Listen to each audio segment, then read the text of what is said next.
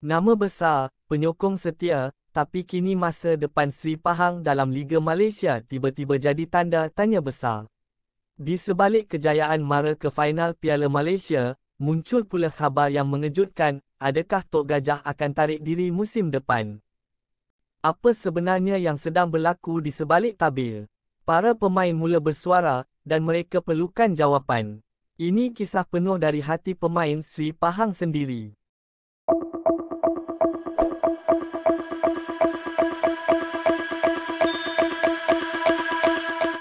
Adakah ini musim terakhir Sri Pahang dalam Liga Malaysia?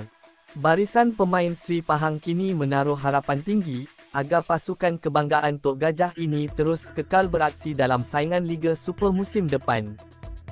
Namun, status penyertaan mereka masih menjadi tanda tanya besar. Khabar angin bertiup kencang mengatakan naib juara Piala Malaysia 2024-2025 ini mungkin menarik diri daripada saingan. Kapten pasukan, Stefano Brundo, meluahkan perasaan. Katanya, Sri Pahang mempunyai penyokong yang luar biasa dan beliau berharap pihak pengurusan dapat membuat keputusan terbaik demi kelangsungan Tok Gajah dalam Liga. Kami harap Sri Pahang akan kekal, ia bergantung kepada pihak pengurusan, kami amat menghargai sokongan peminat yang sanggup berbelanja untuk hadir ke stadium, kami bermain demi mereka, kata Brundo penuh emosi. Turut bersuara, penyerang sensasi, Sergio Aguero, yang menganggap Sri Pahang sebagai antara pasukan besar yang mewarnai arena bola sepak tanah air. Manakala, penjaga gol, Zarif Irfan Hashimuddin, pula mengakui masih belum mendapat maklumat rasmi mengenai nasib pasukan itu untuk musim depan. Buat masa ini, saya pun tak tahu macam mana, kena tunggu pihak pengurusan umumkan, katanya.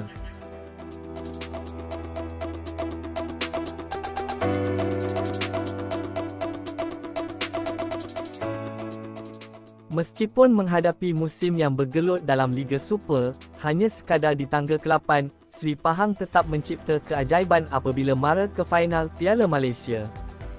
Lebih membanggakan, mereka memberi saingan sengit kepada Gergasi Johor Darul Takzim sebelum tewas tipis 1-2. Kini, seluruh penyokong dan pemain Sri Pahang hanya mampu menunggu dan berharap keputusan terbaik akan dibuat. Tok Gajah, kekal atau pergi? Sama-sama kita nantikan jawapannya. Jangan lupa like, langgan saluran ini dan aktifkan loceng untuk update terbaru tentang bola sepak Malaysia.